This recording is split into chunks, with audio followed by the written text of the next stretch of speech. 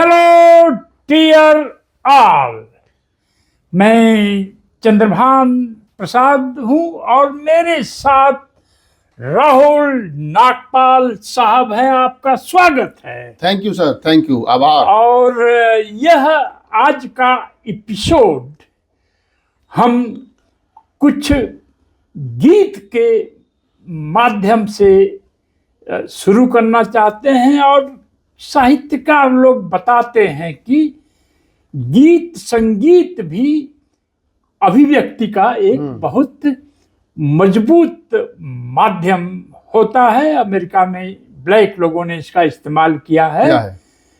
तो राहुल जी की एक कविता है, इनके पास सैकड़ों कविताएं हैं और गीत हैं। आपसे मैं अनुरोध करूंगा जी सर कि एक गीत जो आपने मेरे घर पर आपने जो गाया था और लोगों को लगा कि अब आंखों में आंसू आ जाएंगे। मैं थोड़ा शायद बढ़ा चढ़ा कर कह रहा हूं, तो मुझे आप सही साबित करने की कोशिश करिए। बिल्कुल चंद्रभान साहब, बहुत बहुत आभार और धन्यवाद आपका कि आपने मैं गीत और कविताएं पिछले लगभग 2 वर्षों से नहीं गा रहा हूँ और कवि सम्मेलनों में भी नहीं जा रहा हूँ, क्योंकि पत्रकारिता कर रहा था और आजकल पत्रकारिता भी थोड़ी सी कम हो रही है, कुछ और काम में लगे हैं। बहरहाल चंद्रभान साहब का उन्होंने कहा कि मेरी इच्छा है, उनकी इच्छा ही मेरे लिए आदेश है। उन्होंने कहा कि मैं वो गीत जो कल परसों में साहब के घर पे बैठा था तो हम लोग गुनगुना रहे थे। आप तमाम मेरे जो चाहने वाले लोगों ने सुना होगा माता रमाबाई का त्याग। तो साहब चाह रहे हैं कि मैं उनके चैनल पर चंद्रभान प्रसाद ऑफिशियल पर वो गीत जो है हम लोग रिकॉर्ड करके उसको सुनवाएं और उसके बाद में फिर दलित साहित्य और गीत पर हम लोग चर्चा बाद में करेंगे। तो मैं वो गीत सुनाता हूँ आपको और आप तमाम लोगों ने सुना भी है, लेकिन चंद्रभान साहब के चैनल पर पहली बार मैं एज ए गीतकार, एज ए कवि, एज ए साहित्यकार जो है वो सुनाने की कोशिश कर रहा हूँ इस गीत को, माता रमाबाई का त्याग। विषय यही है कि माता रमाबाई के त्याग पे, माता रमाबाई की जब डेथ हो रही है, वो मर रही हैं और जो दुनिया को छोड़ करके जा रही है, और बाबा साहब डॉक्टर अम्बेडकर और माता रमाबाई के बीच की जो बातचीत है, एक कवि ने अपनी कल्पनाओं के माध्यम से कैसे उसको जोड़ने की कोशिश की है, मैं वो वहाँ से आपको जोड़ता हूँ। माता रमाबाई बाबा साहब से वो 4 एक सवाल करती हैं और उसके जवाब में बाबा साहब क्या कहते हैं कि कदम हमारे थक चुके हैं, साहिब तुम इतना यकीन कर लो।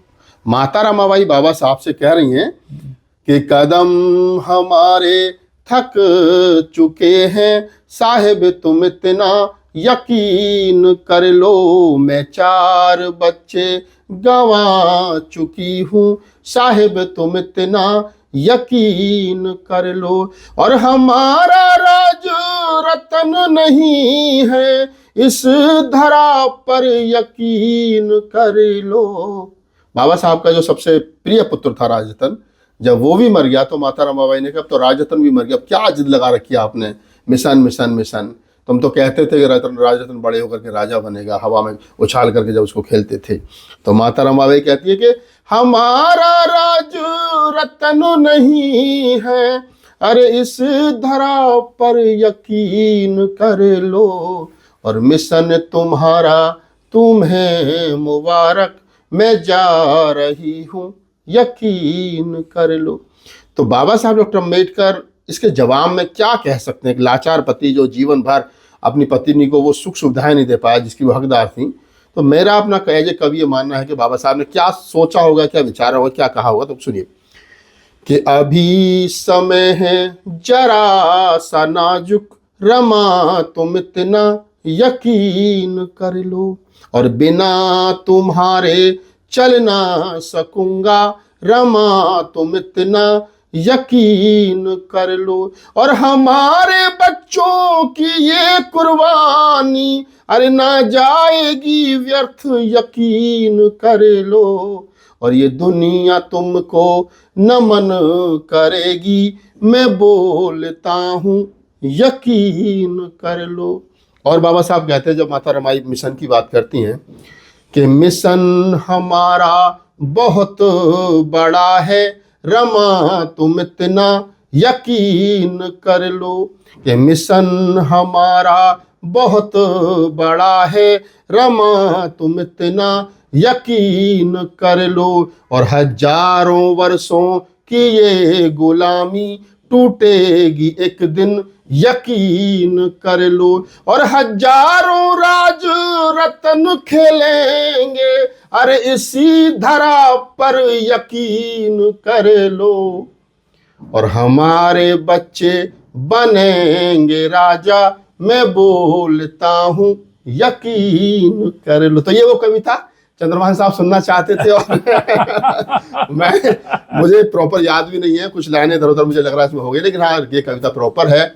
और जब मैंने पहली बार ये गुजरात के वडोदरा में सुनाई थी तो मुझे याद है आज भी कि बहुत सारी महिलाएं जो वो रो रही थीं और बाद में मुझे गले लगाया, मेरे गले में नोटों की माला वगैरह उन्होंने डाली। तो ये कविता है सर। और बाबा साहब डॉक्टर अम्बेडकर ही कहते थे कि 1 घंटे के भाषण से बेहतर कई बार 10 मिनट का 5 मिनट का कोई गीत जो है वो बन जाता है। जी बिल्कुल। मैं इसलिए बहुत ज़्यादा एक्साइटेड था आपका यह गीत सुन करके, क्योंकि हमारे समाज में, दलित समाज में, इनके अपने म्यूजिकल इंस्ट्रूमेंट्स, गीत गाने सब कुछ है। राहुल साहब, एक डिफरेंस करना होगा। जो हमारा जो आंदोलन है, हमारे आंदोलन में हमारी ताकत केवल रोना और अपनी पीड़ा बताना ही नहीं है। बिल्कुल। हमारे भी अतीत में, हमारे भी प्रेजेंट में, आज भी गांव में लोगों के गीत संगीत हैं, लेकिन इसको हमारे लोगों ने मोनेटाइज नहीं किया। मोनेटाइज नहीं किया, ये बिल्कुल आप सही कह रहे हैं। मतलब कि अपने गीत संगीत को बिजनेस नहीं बनाया। और आपके आने के पहले मैं थोड़ा रिसर्च कर रहा था, अमेरिका में निग्रो बिजनेस लीग की स्थापना वाशिंगटन टी बुकर करके इंटेलेक्चुअल थे, ब्लैक इंटेलेक्चुअल, 1900 में कर दी थी उन्होंने जी। लेकिन एक दलित, एक ब्लैक अरबपति बनने में 100 साल लग गए जी। 2001 में 101 साल बाद रॉबर्ट एल जॉनसन, एक अश्वेत व्यक्ति, पुरुष अरबपति डिक्लेयर किए गए, जब उन्होंने ब्लैक एंटरटेनमेंट टेलीविजन, जिसकी स्थापना वे और उनकी पत्नी ने $15,000 से शुरू की थी 1980 में। और इन्होंने इस कंपनी को किसी को बेचा तो $3 अरब मिले। तो वाइफ और हस्बैंड में पैसा आधा आधा बंट गया। तो एक ही दिन में एक ब्लैक पुरुष और एक ब्लैक महिला अरबपति हो गई। और अमेरिका में जाने कितने लोग बहुत पैसे वाले हुए, गीत संगीत, स्पोर्ट्स और एक्टिंग के माध्यम से। बिल्कुल। ओपरा विनफ्रे बनी अरबपति बनी, तो वो रेडियो के माध्यम से। पर ये दलित लोग ऐसा क्यों नहीं कर पाते? मैं जितना समझ पाया, क्योंकि मैंने शुरुआत कभी लोकगीतों से की थी जी। मेरे दादाजी लोकगीत लिखते थे, मेरे नाना जी लोकगीत लिखते थे, तो मेरे घर में कविताओं का, गीतों का माहौल था। तो मैंने लोकगीत लिखने शुरू किए, उसके बाद में मैंने कवि सम्मेलन शुरू किए, फिर मैंने बाबा साहब पर लिखना शुरू किया। तो मैं कह सकता हूँ कि एज ए कवि पूरे भारत में दलित साहित्य पर लिखने वाला मंच का कवि मुझसे महंगा कोई नहीं हुआ अभी तक, और मुझसे ज्यादा शायद ही किसी ने शो किए हो। मैंने 1000 से ज्यादा शो बाबा साहब पर किए। और मैंने पार्लियामेंट के प्रांगण में 10 साल रेगुलर कविताएं सुनाई बाबा साहब के जन्मदिन पर और उनके परिनिर्वाण दिवस पर। और पैसा मैंने बहुत, मुझे लोगों ने दिया। अभी जो आप कह रहे हैं कि इसको भारत के जो लोग हैं, जैसे ब्लैक्स ने अमेरिका में कर दिया, तो यहाँ नहीं कर पा। मैं अपने लोगों से कहता हूँ, क्या हमारा समाज एक राहत इंदौरी पैदा नहीं कर सकता, एक कुमार विश्वास पैदा नहीं कर सकता, या एक और उदित नारायण पैदा, मतलब बहुत सारे गीत संगीतकार कर सकते हैं। लोग हुए भी हैं, आप देखेंगे। पूरा में सैलंदर साहब हुए हैं, पूर्व में फिल्मों के लिए बड़े गीत लिखे उन्होंने, और हालांकि वो लाल सलाम वाले आंदोलन से जुड़े रहे। और उसके बाद में गिन्नी माही लड़की थी पंजाब की, बहुत अच्छा किया उसने। बाद में कुछ चीजें नहीं हुई ठीक, अभी वो पता नहीं कहाँ है, कर रही है कुछ बेहतर। वो ज्यादा उनका प्रवचन में चला गया। हाँ, जो भी था उनका आर्ट जो है, हाँ, प्रवचन करते करते आर्ट कॉम्प्रोमाइज हो गया। हाँ, ये मैंने भी देखा है कि ऐसे ही कोई एक नौजवान, कुछ गाजीपुर के लोग थे या क्या थे, क्या नाम उसका, सपना बौद्ध और वो विशाल गाजीपुरी, अब मुझे नाम पे याद नहीं। वो गाजीपुर के वही 2 लोग हैं। इतने जबरदस्त टैलेंट उनमें था, लेकिन वो प्रचार, पार्टी में प्रचार वगैरह में चला गया। राजनीतिक पार्टी के प्रवक्ता के रूप में फिर लोग काम करने लगते हैं। हाँ, तो फिर आर्ट जो है वो पिछड़ गया। नहीं, जैसे राजनीतिक पार्टी अच्छा करती है तो इनका भी अच्छा चलता रहता है, जैसे जैसे राजनीतिक पार्टी बैठी तो ये लोग भी बैठ गए। तो मेरा क्या रहा कि मैं कभी भी किसी राजनीतिक मंच पर नहीं गया आज तक। एक बार मुझे बहन जी के जन्मदिन पर बुलाया गया था लखनऊ, और वाकई मैं नाम नहीं लूंगा, नेताजी अब आजकल वो बसपा में है भी नहीं, वैसे कांग्रेस में है, मिनिस्टर थे, बड़े नेता थे, और कई मंत्रालय विभाग जो वो देख रहे थे। उनके ऑफिस से फोन आया कि बहन जी का जन्मदिन और आपको ऐसे ऐसे आना है। तो मैंने उनको बताया कि 1 लाख रुपए लूंगा, आने जाने की हवाई जहाज की टिकट लूंगा, और 5 स्टार होटल में रुकूंगा, इससे नीचे समझौता नहीं है। तो उनको पहली बार लगा कि ऐसे भी कोई मतलब कभी गीतकार बात कर सकता है। तो उनको तो ये लगा चलो बहन जी ने बुलाया तो लोग चले गए। ये इसलिए क्योंकि हमारे समाज में अपने केवल तकलीफ को मोनेटाइज किया गया है। मोनेटाइज किया गया है। हाँ, दलित साहित्यकार पैदा हुए, अपनी आत्मकथाएं लिखे, अपने दुख बताए। हाँ, दुख बताए। लोगों ने किताबें खरीदी। बहुत पैसा तो नहीं मिला उन्हें, लेकिन थोड़ी बहुत प्रसिद्ध अवश्य मिली।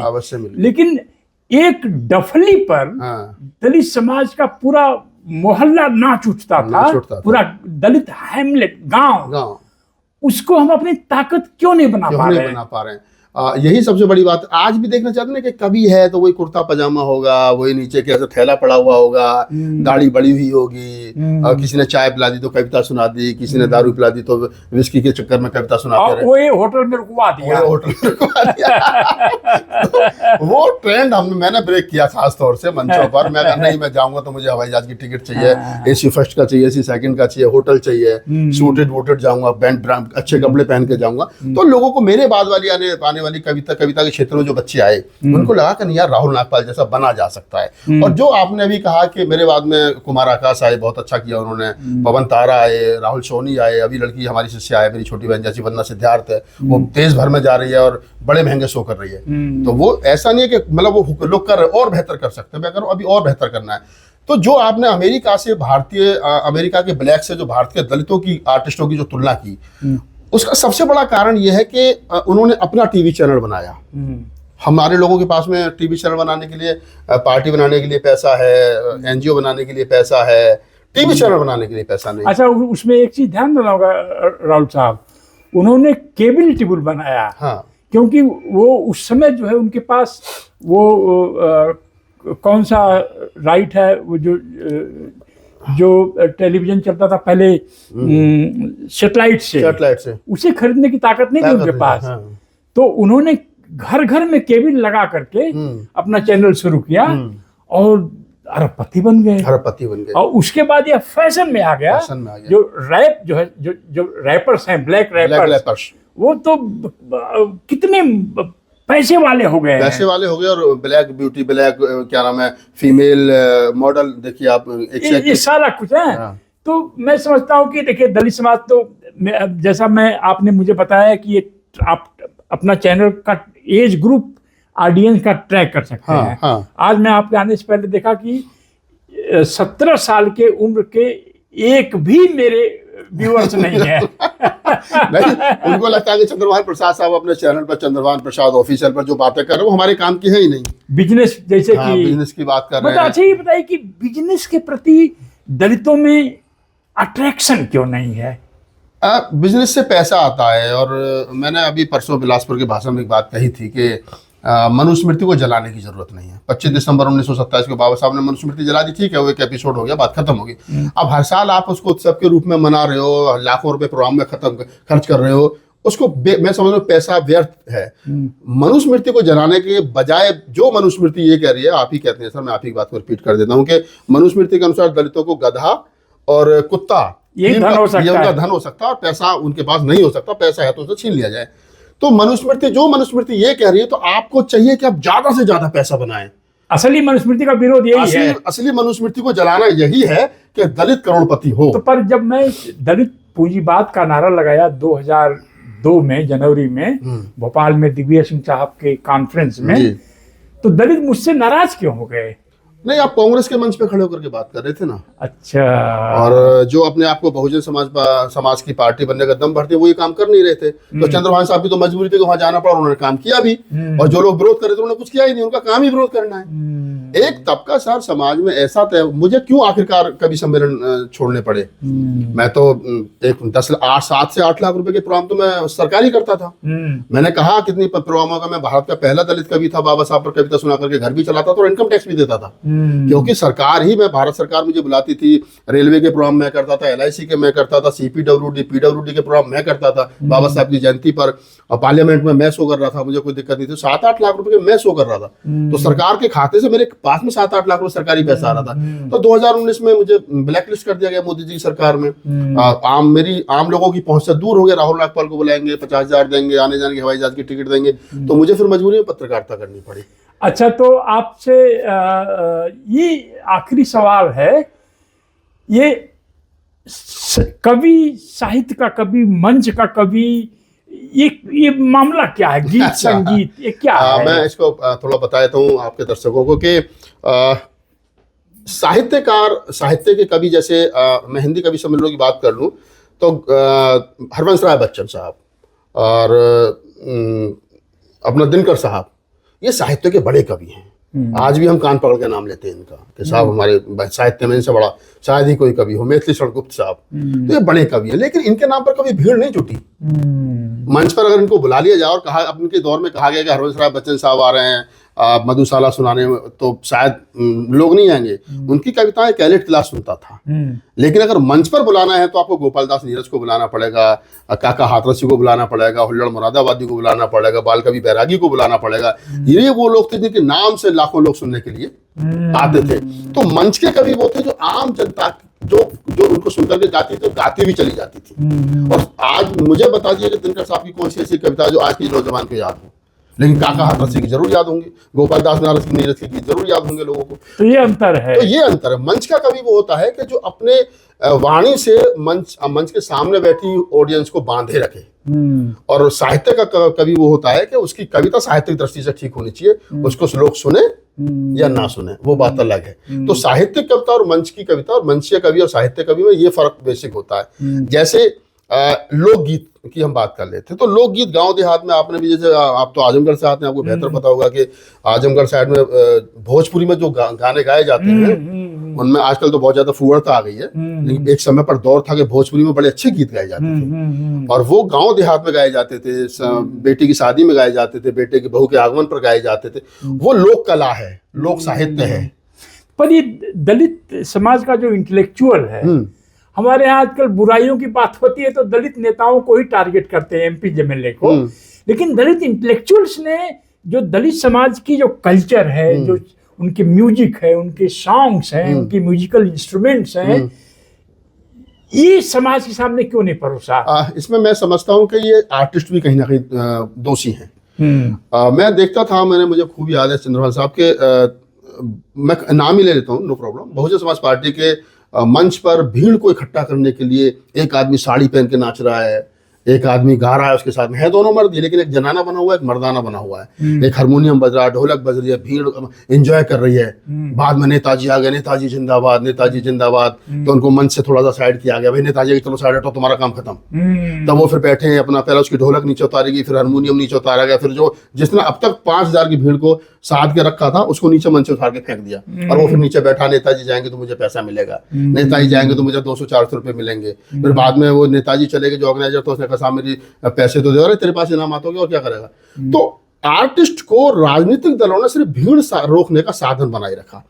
जिस दिन हमारे समाज में नेताओं को नीचे बैठ करके सुनने की आदत पड़ जाएगी और आर्टिस्ट मंच पर होगा, उस दिन आर्टिस्ट के पास पैसा भी आ जाएगा और आर्टिस्ट का मान सम्मान भी। मैं अगर अपना मान सम्मान बचा पाया कविता के क्षेत्र में, और आज भी कहते हैं कि राहुल नागपाल से ज्यादा पैसा किसी ने नहीं लिया, और आज भी मैं 5-7 प्रोग्राम करता हूँ साल में, बड़े प्रोग्राम, तो मेरा मैं लास्ट में पढ़ता हूँ, मेरा एक अलग रहता है। और सबसे बड़ी बात क्या है, मुझे आज भी आता है कि बाराबंकी में एक शो था मेरा 2015 में, और वो सारा मंच कैप्चर कर रखा, कम से कम 50,000 की भीड़, और मेरे नाम के बड़े बड़े होर्डिंग पोस्टर लगे हुए थे वहाँ। मैं मंच पे पहुंचा तो मंच पे पैर रखने की जगह नहीं। मैं कभी मैं सुनाऊंगा कहाँ खड़े होकर के। मैंने मंच पर खड़े होकर के घोषणा की, सर कि जब तक एक भी आदमी मंच पर रहेगा मैं नहीं आऊंगा, पीछे बैठा हूँ। वहाँ जितने बड़े जिलाध्यक्ष, मंडल कोऑर्डिनेटर सारे थे, उपाध्यक्ष थे, सांसद, विधायक थे, सबको नीचे बैठ करके सुनना पड़ा। और 2 घंटे फिर मैंने सुनाया और सुना लोगों ने। तो जब तक हमारे आर्टिस्ट के अंदर आत्मसम्मान खुद का नहीं होगा, मान सम्मान के लिए, वो बाबा साहब की जो पूरी मूवमेंट है, सेल्फ रेस्पेक्ट की तो मूवमेंट है, और वो हमारे आर्टिस्टों में नहीं है। चले गए पेटी साइकिल, चलो वो दौर था। अभी तो मैं अपने लोगों से कहता हूँ कि अब तो कुछ बेहतर करो।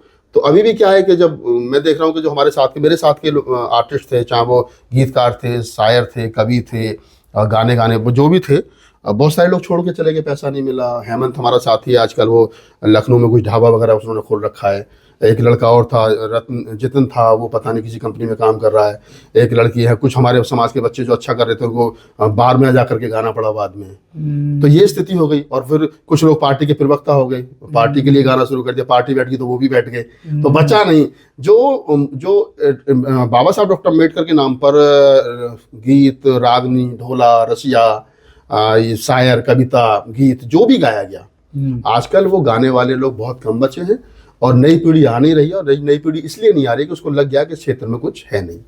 तो चलिए हम एक दलितों में कोई बड़ा उद्योगपति ढूंढते हैं और एक म्यूजिक कंपनी आप लॉन्च करिए। अच्छा, जो आप पहले, मुझे लगता है कि दलित आर्टिस्ट हैं जिन्होंने जर्नी के लिए हवाई जहाज के टिकट मांगने शुरू किए। हाँ। होटल में, अच्छा होटल में रुकेंगे। बिल्कुल। आपने असर्ट किया अपने को। बिल्कुल। फिर बाद में फैशन बन रहा है धीरे-धीरे। बाद में फिर फैशन। हाँ। तो आपकी हवाई जहाज की एक कहानी है, अगले एपिसोड में कृपया आप बताइए। बिल्कुल बिल्कुल। और मैं उम्मीद करता हूं कि दलित समाज के लोग अपने आर्ट, म्यूजिकल इंस्ट्रूमेंट, इन सब सारी चीज़ों को मोनेटाइज करें। मोनेटाइज का मतलब इसको बिजनेस का एक हिस्सा बनाएं। तो साहब की बात को बिल्कुल मैं कहूँ कि पंजाब में, हाँ, मैं लास्ट में बताया था, पंजाब में कुछ एक आर्टिस्ट अच्छे उभरे थे। जैसे गिन्नी माई आई थी, उससे पहले सतविंदर आजाद थे, और पूरा बैंड लेके चलते थे बाबा साहब, पर बाद में उनका भी कम हो गया। तो पंजाब में थोड़ा सा रहा है, पश्चिमी उत्तर प्रदेश, पश्चिम में हिंदी बैंड पर थोड़ा बहुत रहा, पूर्वांचल में रहा, महाराष्ट्र में बड़ा अच्छा रहा है। महाराष्ट्र के जो कव्वाली सुनने का शौक है, बाबा साहब पर ज़्यादा सिस्टर थी, और राहुल अनविकर है, राहुल पाटिंगर साहब है, तो उन्होंने, उनका थोड़ा सा जलवा रहा है बाबा साहब पर गाने वालों में। तो साहब ने जैसा कहा है कि अगले एपिसोड में मेरी एक घटना है कि मैं जब पहली बार हवाई जहाज में बैठा था, तो क्या उसको जरूर बताइए। चलिए, तो अगले एपिसोड में बिल्कुल। जय भीम, जय भारत।